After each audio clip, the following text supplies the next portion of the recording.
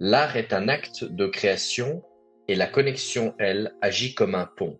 Pour moi, nous sommes tous connectés à tout. Ce qui me semble essentiel, c'est savoir écouter, comprendre et accepter la contradiction.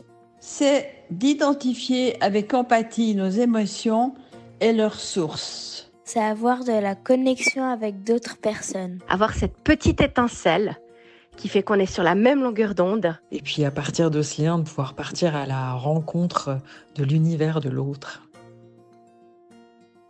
Bonjour et bienvenue dans ce nouvel épisode de l'art de connecter, un podcast qui vous permet d'explorer la relation sous toutes ses facettes, en toute profondeur, authenticité et surtout humilité, parce que dans les relations, on n'est pas toujours très bon. On a beau avoir plein d'outils, et bien parfois quand on est touché émotionnellement, c'est compliqué. Et c'est pour ça que j'ai choisi aujourd'hui un sujet qui me semble essentiel, qui est la rupture amoureuse. Il se trouve qu'en ce moment, j'accompagne quelqu'un de très proche de moi qui traverse une rupture qui est très compliquée. Et puis, ça m'a amené beaucoup de réflexions aussi par rapport à tout ce que j'ai expérimenté moi-même, parce que bien évidemment que la rupture amoureuse a aussi fait partie de ma vie. Et comme accompagnatrice, que ce soit dans la négociation ou médiatrice, avocate également, même si c'était souvent dans des modes combatifs. Mais en tout cas, j'avais envie vraiment de mettre ce sujet à l'honneur aujourd'hui. Donc bien évidemment, les ruptures, il y en a dans tous les domaines de la vie. Et là, c'était plutôt de parler spécifiquement de la relation amoureuse et de qu'est-ce qui se passe quand elle se termine. Parce que bien évidemment, ce n'est pas juste une histoire qui s'arrête. Pour nous, à titre personnel, c'est vraiment tout un monde intérieur qui bascule. Parce qu'on va perdre nos repères, on perd une routine, et puis aussi une vision de l'avenir à deux. Quoi qu'il arrive, même si la relation n'allait pas bien, et on doit finalement se régénérer, et puis ça peut faire très très peur.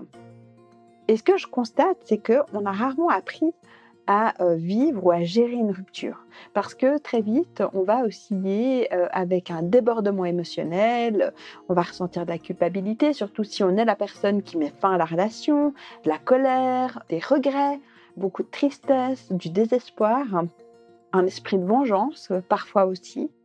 Et puis, ce que je constate, une tendance qui est d'être dans une forme de fuite, c'est-à-dire qu'on évite de faire face à ce lien, on veut plus parler, alors qu'on a plein de choses à régler. On habite encore sous le même toit, on a des enfants. Soit la fuite, soit de rester dans une forme d'entre-deux qui, au final, n'est bon pour personne. C'est-à-dire qu'on se sépare juste un peu, puis peut-être qu'on se remettra ensemble. Et donc, ces ruptures qui sont dans justement cet entre-deux, c'est jamais très bon. Pour cet épisode, moi j'ai envie d'explorer avec vous déjà qu'est-ce qui fait qu'on a autant de mal à accepter une rupture amoureuse. Comment est-ce qu'on peut, d'une manière ou d'une autre, faire en sorte que ce soit un processus plus léger, plus doux. L'importance de la fermeté, parce que pour tourner la page, il faut être ferme avec soi-même, il faut être ferme avec l'autre. J'aborderai aussi avec vous toutes ces croyances limitantes qui finalement nous enferment dans des relations qui ne fonctionnent plus, qui nous empêchent de passer cette étape essentielle de se mettre en mouvement. Et un aspect que j'aime beaucoup, que j'ai passablement observé, c'est cette notion de rupture avec l'autre, mais aussi de rupture avec soi-même.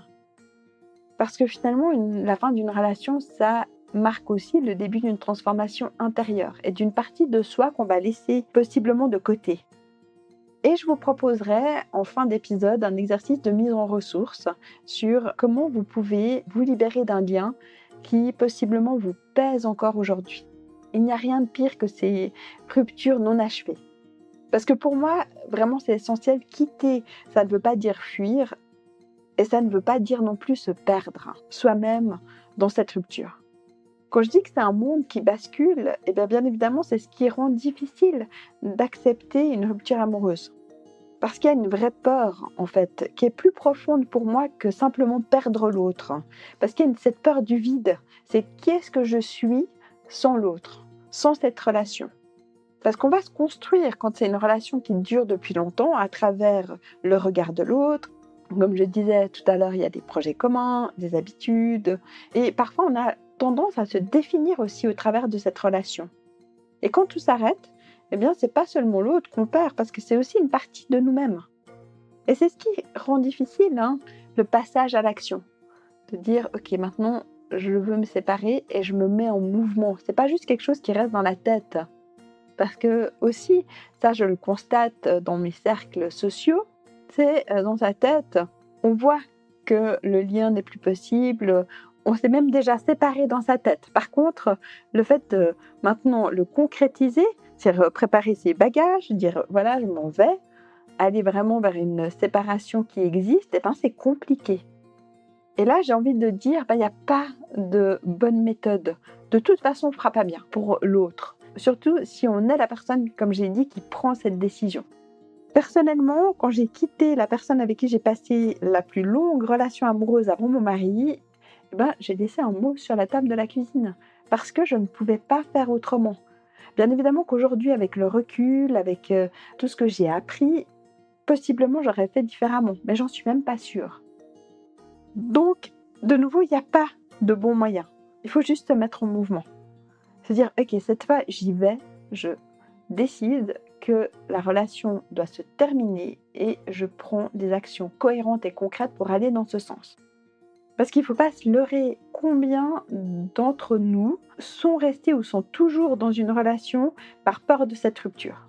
Alors que peut-être le véritable amour n'est plus là, en tout cas plus cet amour nécessaire pour continuer à être bien ensemble. Ce qui nous retient souvent, et j'entends cette phrase fréquemment, c'est « je ne veux pas lui faire de mal ».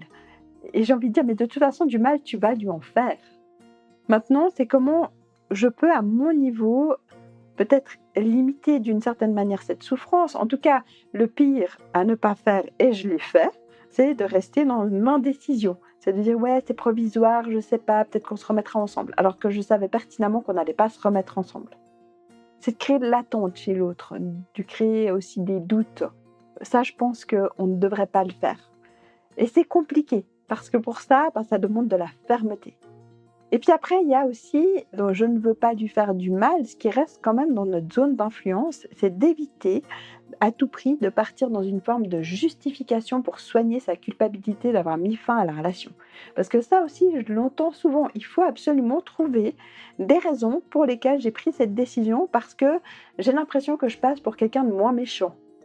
J'ai envie de dire, mais arrêtons de faire ça parce que finalement, on fait du mal à l'autre, on n'est pas honnête avec soi-même, de se dire, ok, j'ai décidé que je ne voulais plus être avec elle ou avec lui. Ok, maintenant, est-ce que j'ai vraiment besoin de me justifier ? Moi, j'avais eu la chance d'accompagner un couple dans un processus collaboratif. Donc, je fais un petit clin d'œil à mes confrères et consoeurs qui sont formés là-dedans, où mon plus beau constat, c'était cette capacité d'un des deux de quitter l'autre avec amour et de finalement garder cette énergie de qu'est-ce qui a fait qu'on a été ensemble aussi tout au long de la séparation. Et Dieu sait que ça n'a pas été simple parce que quand il a fallu parler d'argent, de maison, ça commençait à se tendre, il y avait toute une forme de méfiance de l'autre, des attaques, et puis j'ai vu la personne que j'accompagnais être en capacité de braver cette tempête et de rester dans cette énergie de l'amour et de la bienveillance. Certes, un amour qui a changé, qui a évolué, qui faisait que la relation n'était plus possible, mais c'était toujours là. Et puis bien évidemment, on quitte avec amour, mais on minimise pas sa propre douleur, parce que même si c'est nous qui prenons la décision de partir, bien évidemment, il y a une souffrance. Et puis ça ne veut pas dire non plus d'adoucir les mots, de s'écraser, de faire en sorte que ce soit plus simple à digérer pour l'autre, parce que ça, je l'ai également vu dans des séparations avec des enjeux financiers, un peu cette tendance à dire « Ok, j'ai pris la décision, je veux qu'il soit bien, donc je ne vais rien lui réclamer ». Alors ça, je dis tout de suite à la personne « Non », parce qu'à un moment donné, cette culpabilité, elle va s'en aller. Et ici, le but, quand on se sépare, c'est d'arriver à créer une situation post-relation qui soit durable. Et ce n'est pas en s'écrasant vis-à-vis de l'autre qu'on va mieux le vivre ou l'aider. Et c'est là où je viens sur cette notion de fermeté. Parce que pour moi, la fermeté, c'est vraiment un acte d'amour aussi. C'est de dire, ok, la relation, elle est terminée. On ne laisse pas la porte ouverte à des doutes, à des possibilités de reprendre le lien si on est persuadé que ça ne va pas se passer. On reste en contact juste un petit peu, ou je te laisserai peut-être une place dans cette nouvelle vie. Non, on arrête avec ça parce que finalement, c'est une manière d'entretenir une illusion, qu'il y a quelque chose à sauver, et puis ça bloque l'espace de reconstruction. Donc on ne rend pas service à l'autre en restant dans cet entre-deux parce qu'on n'est pas capable de faire preuve de fermeté, parce qu'on ne veut pas passer pour le méchant. Je l'ai fait, donc je sais de quoi je parle, où quand j'ai quitté cette personne avec qui je devais me marier, j'ai proposé qu'on aille voir un thérapeute conjugal pour sauver. Mais en fait, je savais intimement à l'intérieur de moi qu'on n'allait pas se remettre ensemble et que j'avais besoin d'avoir cet espace, peut-être pour le verbaliser ou encore mieux, parce que ça c'était une grande preuve de lâcheté, c'était de dire non, mais j'espère que le thérapeute va aider à lui faire comprendre qu'on ne va pas se remettre ensemble. Voilà, donc ça aussi, stop, arrêtons d'être là-dedans. Il faut ce vrai message pour soi-même et pour l'autre. Parlons maintenant un petit peu de ces croyances limitantes. Moi, j'adore les croyances limitantes, j'adore les transformer, les alléger. Je ne sais pas si on peut vraiment s'asseoir dessus parce que nos croyances, c'est quand même ce qui nous bâtit. Mais en tout cas, je trouve intéressant justement de tout ce qui vient avec cette notion de rupture amoureuse au niveau de la pression sociale. D'ailleurs, si vous avez d'autres croyances, n'hésitez pas à me les envoyer. Moi, j'adore jouer avec. Je vais vous en donner 2 ou 3 que tout le monde connaît. La première, c'est « il faut se battre pour son couple ». Voilà, ça c'est une magnifique croyance. Ou quand on s'aime, on doit tout surmonter. On n'a qu'un seul amour dans une vie. Donc il faut rester avec la personne. Et ça, heureusement, ça a pas mal évolué dans notre société. Mais justement, c'est ces croyances qui nous empêchent finalement de voir que l'amour, il peut évoluer. Parfois, il peut même s'éteindre, être différent. Et puis, ça ne veut pas dire que c'est un échec. Puis arrêtons de voir finalement un couple qui se termine comme une histoire ratée. Au contraire, pour moi, c'est une histoire qui a eu son temps, comme un peu le cycle des saisons, le cycle féminin. C'est qu'à un moment donné, on est arrivé au bout de quelque chose. Maintenant, possiblement, ce ne sera pas nécessairement une rupture, mais il faut se régénérer. Et c'est là où la rupture vient comme une possibilité de transformation. Une transformation de la relation, est-ce qu'elle va exister encore? Après, est-ce qu'on va garder contact ou pas? C'est pas obligatoire. Et puis de garder à l'esprit, je dis rompre avec l'autre, c'est aussi rompre avec soi-même. En tout cas, c'est une sortie de soi-même, de cette partie qui était en relation et qui fait qu'on ne sera plus jamais la même personne que celle qui est rentrée dans cette relation. Puis on ne sera plus non plus la même personne qui est sortie de cette relation. Et c'est vraiment d'en avoir conscience et de travailler là-dessus. Et puis, c'est pas essayer à tout prix de redevenir celle ou celui qu'on était avant la rupture. C'est surtout d'accepter que c'est une épreuve, que c'est dur, c'est compliqué, et que là derrière, il y a aussi un vrai processus de transformation. Et là, j'en viens vraiment à l'importance de la clarté, l'importance de faire les choses de manière cohérente. La relation, elle est terminée. On peut peut-être aussi redéfinir un cadre sur comment on va vivre ensemble après cette séparation, parce que parfois on a des enfants, on a des choses à régler, et c'est important de poser ce cadre. Et que plus on va soigner la manière dont on va se séparer, plus on va être dans une possibilité d'être dans la bienveillance, dans l'empathie de ce qui vient de l'autre, de traverser, comme j'ai dit quand je pense à cette cliente, cette tempête, tout en continuant à émaner de l'énergie positive, c'est le meilleur moyen aussi de pouvoir, comme j'ai dit, vraiment tourner la page. Je ne sais pas si ça vous arrive, mais moi j'ai ça avec un de mes ex, que quand je le croise, j'en parle maintenant, j'ai la respiration qui s'accélère, il y a vraiment quelque chose d'inachevé. C'est-à-dire que ça me crée des angoisses. Déjà, pendant des années, on a été incapable de se saluer. Là maintenant, je pense qu'on arrive plus ou moins à se dire bonjour, mais je ne suis pas en capacité d'être en lien avec lui. J'ai fait certaines démarches plus sur un niveau énergétique pour couper les liens. Et depuis, je n'ai pas recroisé cette personne. Donc, je ne peux pas dire est-ce que tout ce travail que j'ai mis en place est bénéfique. En tout cas, je l'ai fait avec d'autres personnes avec qui c'était peut-être moins fort. Et j'ai remarqué que c'était vraiment aidant. Donc, je vais vous proposer un exercice, un peu de projection que vous pouvez faire quand vous avez un moment calme chez vous qui va vous permettre, dans une certaine mesure, de vous libérer d'un lien qui vous pèse encore aujourd'hui. Donc, je vais peut-être déjà vous inviter à réfléchir à quelqu'un avec qui, quand vous le croisez ou vous la croisez, c'est compliqué. Ça continue à rebouiller quelque chose.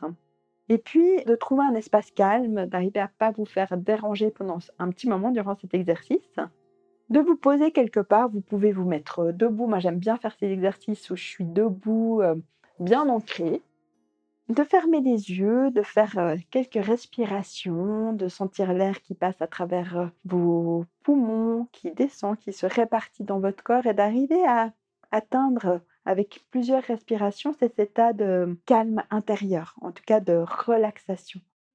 Maintenant que vous êtes relaxé, je vais vous demander d'imaginer devant vous votre ex-partenaire et de l'observer.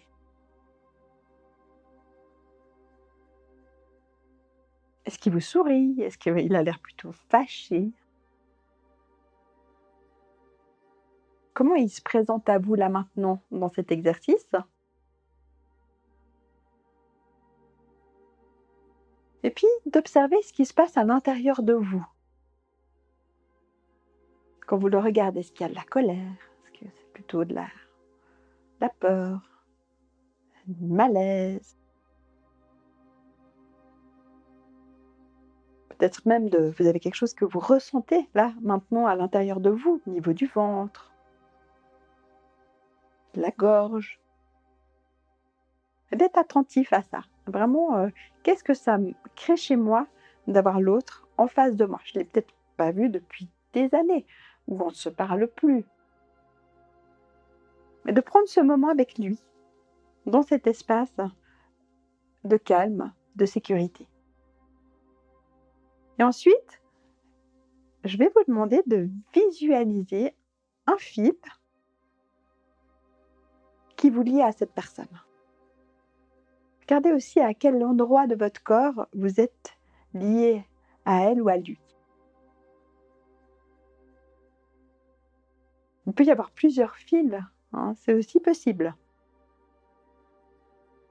Et que ce fil,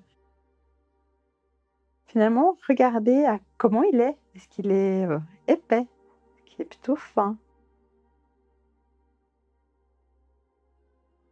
Imaginez que ce fil, c'est vraiment ce qui symbolise le lien que vous avez encore entre vous.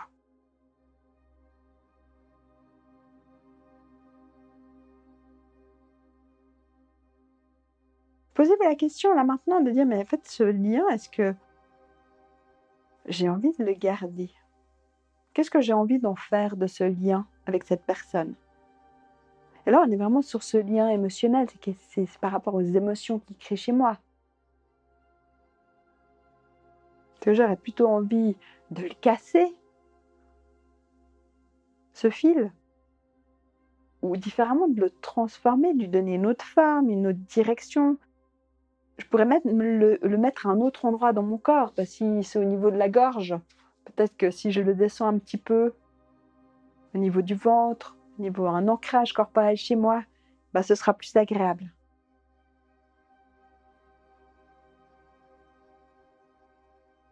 Et donc là, peut-être, si vous êtes en capacité de dire, ok, alors en fait, je vais le changer, je fais quelque chose, je change ce fil d'endroit, j'imagine une paire de ciseaux, qui peut être grande, petite,